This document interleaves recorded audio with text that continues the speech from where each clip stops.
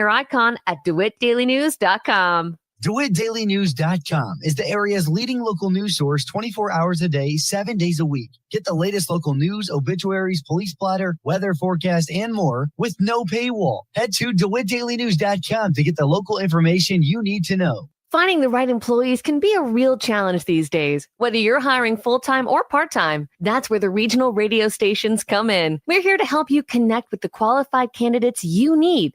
Check out IllinoisJobPost.com. That's IllinoisJobPost.com. It's part of our comprehensive radio and internet employment campaign designed to get your job openings noticed. For details, just reach out to your account manager. Put the power of radio and the internet to work for you at IllinoisJobPost.com. Your friend in Central Illinois. WHOW. Top of the morning. Thanks for being with us. I'm your host today, Seth Lawrence. The WHOW Morning Show streams to Facebook and YouTube, brought to you by Peterson Insurance, your Pekin Insurance agent in Clinton. My guest in studio this morning is Mr. Drew Goebel, as he's the superintendent of Clinton Schools, as we follow up the Tuesday night Board of Education meeting. Good morning, Mr. Goebel. Good morning, Seth. Thanks for coming out and talking with us. And I always enjoy your 20 to 30-minute meetings. Get us in and out and onto our evenings. Yeah. Well done, sir. Yeah, it was a shorter meeting than some of the other ones. But, yeah, we started off with a presentation from the public. We had Right Stuff for Kids. Mm-hmm. They came and presented. And that organization is amazing. And we should have had them on to the board years ago. But they help every year in the very beginning of school with school supplies. Mm-hmm. And they're just amazing. So kids can come and they set up their stage or their gear at the junior high school, and we provide backpacks, pencils, crayons, like all the school supplies that a kid might need. If they can't afford it, they can come and get it for free. So a special shout out to the Right Stuff for Kids organization for doing that. So we started the meeting that way. But yeah, then went right into the budget hearing. Mm-hmm. And a lot of what we kind of talked about at the last, we have the tentative budget that we always do at the August meeting, gets a little bit more details of things. And then we have the final budget, which we did last night. And really this go around, very, very similar. There wasn't a lot of changes. And a lot of that came down to last year. When I did the tentative budget, we didn't have all of the salaries and benefits kind of figured in. And that is a huge part of the budget. Mm-hmm. I mean, that's the lion's share of where the money's going is for benefits and salaries. So that was already figured in last month. So this month, there was some changes, so we finalized things like CPPRT, which is a corporate property tax revenue mm-hmm. that we receive. So we kind of finalize those numbers. Evidence-based funding, we kind of finalize those. Talked about the tier structure. Clinton is a tier 4 school, so we weren't expecting any big changes. Another minor change was Title II. Mm-hmm. So we in August, ISBE, Illinois State Board, we had zero money for Title II. Mm-hmm. And that we use that for a class size reduction to, so that helps us. Mm-hmm. So that was not in the state's budget in August, and between August to September, they added that back, which was great. And that mm-hmm. was about $60,000 that they added back into the budget. So that, I mean, it's a drop in the bucket, but it's still something. That I mean, that's probably a teacher salary somewhere. Absolutely. So that was added. Mm-hmm. But then there are so many things that are unknown. So what kind of how it works out. So we finalized the budget last night, and then I will try to stay as close as I can to those numbers throughout the whole year.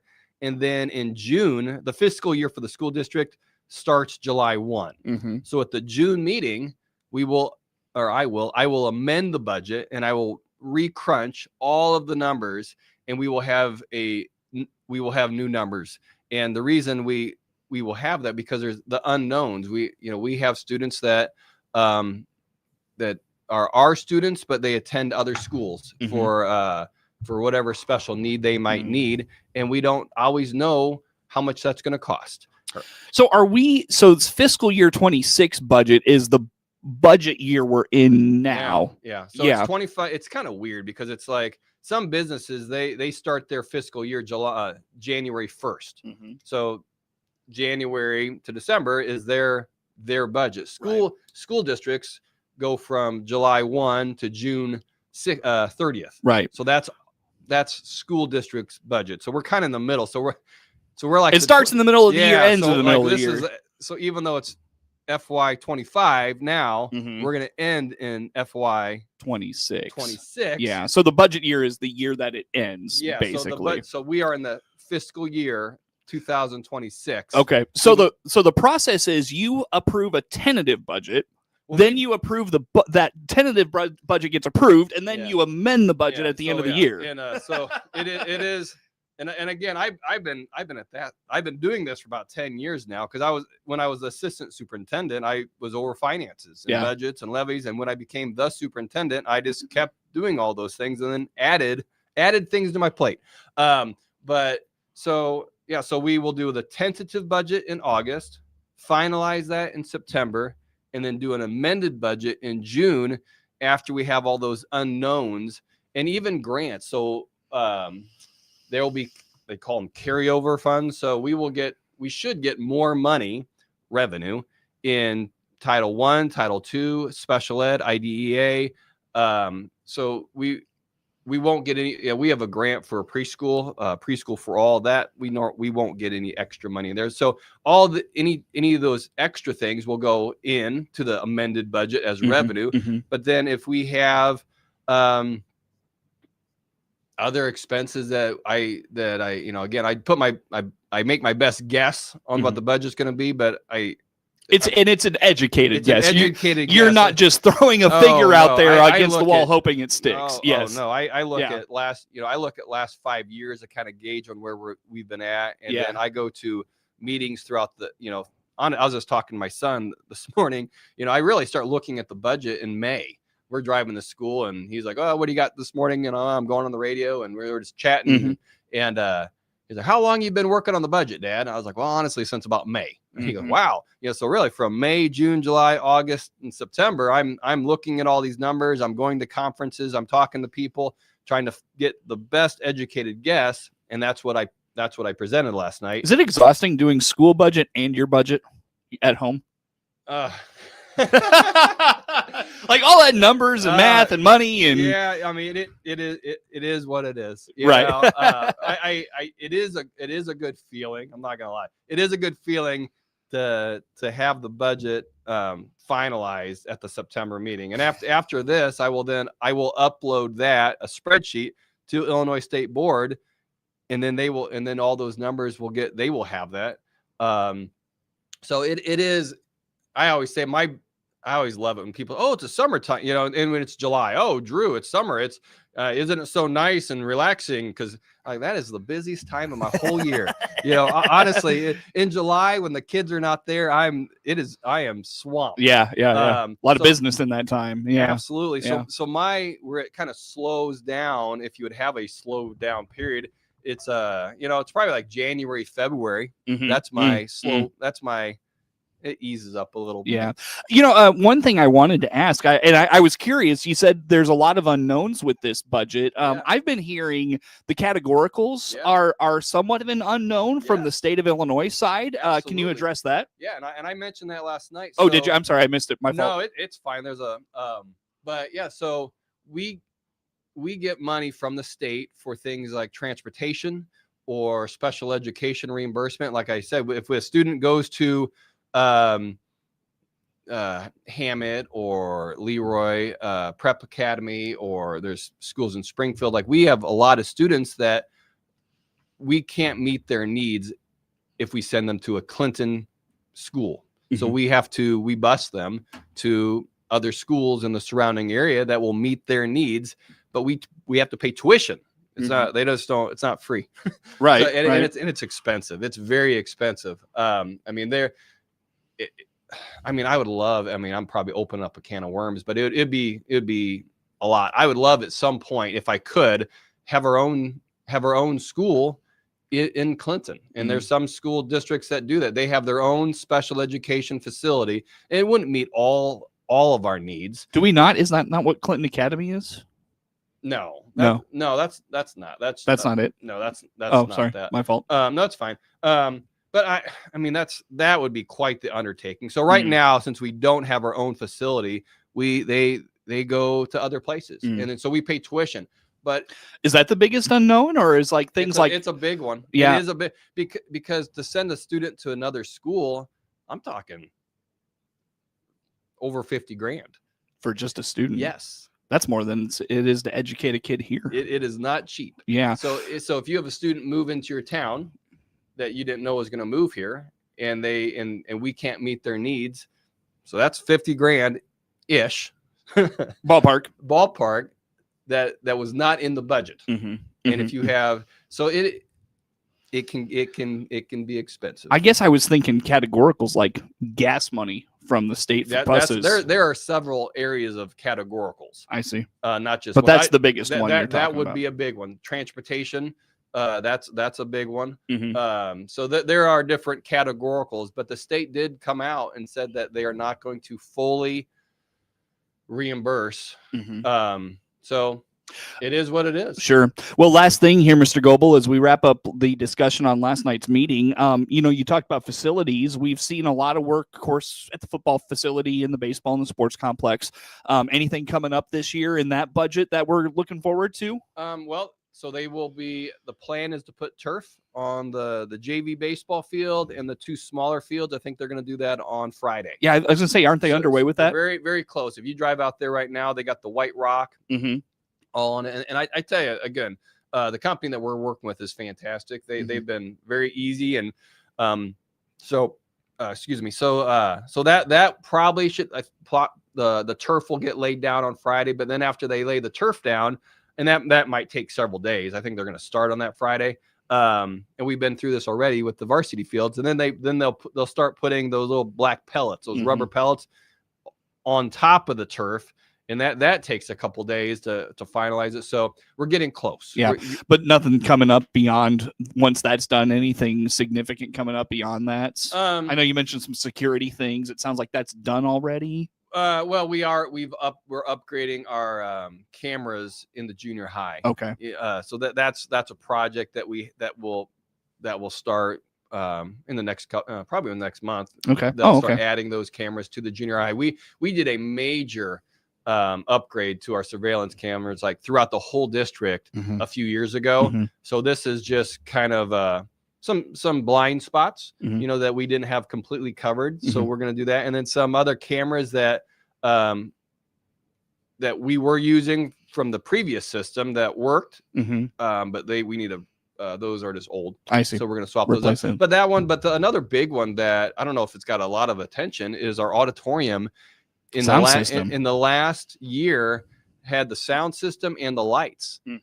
So I'm looking forward to that one. Yeah. So if you're when we you go do to forums out there, plays, and so our auditorium lights and sound is top of the line. Yeah. So nice. that will be exciting. So, but I mean, really, we've done so much in the terms of the buildings and grounds in the last 3 or 4 years. Like the greenhouse a couple years ago, we got a new all new glass in the greenhouse. Even the sidewalks between all of our facilities, the fencing, dugouts, asphalt. Gosh, I could go on and on. Like we've done a lot of work.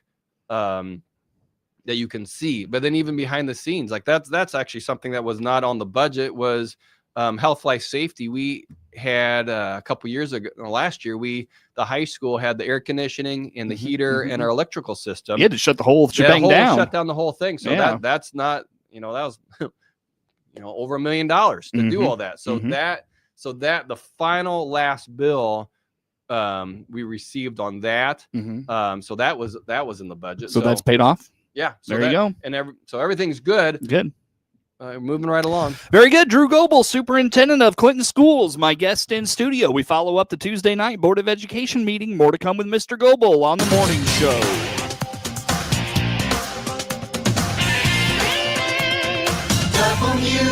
WHOW.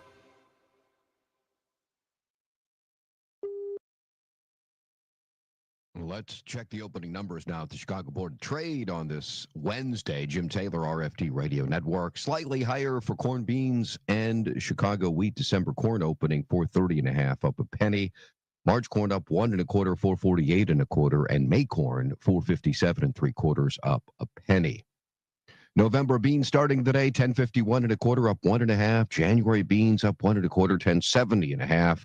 And March beans 1085 1/2, up 1 1/4. December wheat moving 1 cent lower, 533. March wheat down half a penny now, 551 1/4. May wheat 562 3/4, down 1/4. October bean meal 287.80, up $2. October bean oil 51.94, down 75 cents. Looking at the opening numbers at the Chicago Board of Trade on this Wednesday morning, I'm Jim Taylor. Selection for our new Chevrolet is here at Baum Chevrolet Buick in Clinton and Farmer City. This is Scott Baum. Yes, from the Corvettes to the Suburbans and everything to help your family or business, Chevrolet has value options for your needs. This month, see our Silverado trucks in 1500, 2500, and 3500s in gas or diesel. Our Silverados have big savings with more discounts if you trade yours in. Chevrolet, together let's drive. BaumChevyBuick.com, right from the start. AgriTalk is the radio talk show for American agriculture. Hi, everybody. I'm Chip Flory, your host. We join you weekday mornings from 10 until 11 on WHOW, on AM and FM, and on the WHOW streams. We provide farmers and ranchers with timely insights and information aimed at improving their operations. Join me, Chip Flory, weekdays at 10:06 on Central Illinois Ag Station, WHOW. Your friend in Central Illinois, WHOW. Once again, good morning. Thanks for being with us. I'm your host today, Seth Lawrence. The WHOW Morning Show streams to Facebook and YouTube, brought to you by Peterson Insurance, your Pekin Insurance agent in Clinton. My guest in studio, Mr. Drew Goebel, Superintendent of Clinton Schools, and following up the Tuesday night Board of Education meeting. It was a short one, but Mr. Goebel, one thing I want to ask about, and I've been hearing more and more of this from your peers, and I think it's going to become a bigger conversation in the next year or so, is readiness of young kids new to the school setting and the challenges with some of those kids. Speak to that a little bit, and maybe what Clinton Schools is doing to be proactive in that. Yeah, absolutely. I feel like really in the last few years, we've really upped our game in looking at data. And like right now, throughout all of our buildings, we call them data days, where the teachers meet in groups and with the principal and sometimes Assistant Superintendent Kara Jensen will help facilitate those. But we are looking at our numbers, and in the very beginning of the year, we are testing students on Ames Web, and we are trying to find out where kids are at. And then after we know kind of where their strengths and weaknesses are at, we will at that point get them into intervention classes to try to help them. So MTSS is the multi-tiered system of support. So we have reading strategies or math strategies or all the different ways that we can help bring the kids up that might be struggling in a particular area. And I really feel that again, in the last couple of years, we've been able to assist principals that much better. Because I was a principal for many years at the junior high, and as a principal, you are trying to find substitutes, or if a kid misbehaves and you're trying to deal with that, and a principal is pulled in so many different directions, but then they don't to try to look at data and try to guide and try to find the right. It's difficult, and there I feel like in the last very few years we've really improved helping principals help the teachers help the students get the kids in the right classes. And we've always been doing it, but I feel that we've really improved in that area to get the students where they need to be, and aligning our curriculum and doing curriculum maps and just really fine tuning what we're doing. again, we're not guessing. We're looking at data. We're looking at trends. We are going to conferences and finding things out on what we can do better. So I feel we are really ahead of the game, and we are doing so much better than we were years ago because we're making a conscious effort we always were, don't get me wrong, but I feel like it's much more like a laser focused. Yeah. Having data probably helps. Yeah. So, I think we're doing everything we can. Like the last couple of years, we've had summer school. That helps. What about the emotional side of it? Because I'm also hearing, there's just kids emotionally not ready for the school day. We've done in the last few years, our SEL curriculum, social and emotional learning. The junior high, something new this year. I'm trying to think of the name of their maroon meetings, I think they call them. So they do that in the mornings to try to help with that side of it. And I'm not talking very lengthy. It's just a short thing they do in the mornings to try to but because something that I've always said, like teachers are more than just teaching reading and writing and math and social studies and science. There is so much more that teachers are really expected to do that are outside just their content. And it's a tough job. So I certainly don't envy you all. I really don't. So we're doing all those things. And even I was talking to you off the radio, our students we've had an increase in number of students that are coming to our school that the English is their second language. They speak. That's ESL, right? Yes. Yeah. There you go. You're learning, Seth. So we have. I may not be bright, but I pick up on a few things. So we have an increase in our that population of students. So we've added 2 positions in the last couple of years to help with that. We have Nicole Binder and Lindsay French.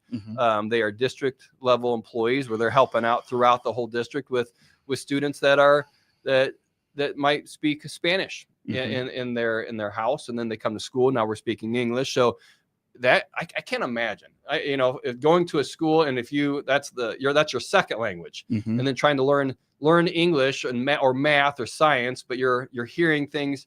So we've added that support. So I really feel that we are fortunate enough that whether it's SEL or ESL or or MTSS, all the like alphabet soup, all these different things that Clinton is able to offer our students to help them be successful. What do you, real fast, I got about a minute here with you. What do you attribute on the emotional side that that lack of readiness to? I've talked to some people, they think it's the technology. Some people think it's COVID. What do you think? I don't, that's a tough one. And if I knew that, I'd probably write a book. Probably have a little more money than you do now, right? I think cell phones has a big part of it. Screen time. How much time is a kid on their phone? And it's a phone is probably a really good babysitter. And so, and again, with any technology, there's good and bad. But I definitely think COVID probably we're seeing the effects of that. So we have that going on. A lot of things. Multifactorial is one person tough, called it. So yeah, I don't have an answer for that, but I do know that when they're coming to our school, we're doing everything we can to get them caught up to where they need to be. On that note, Mr. Drew Goebel, Superintendent of Clinton Schools, my guest in studio. The morning show streams to Facebook and YouTube, brought to you by Peterson Insurance, your Pekin Insurance agent in Clinton. Network news on the way. WHOW.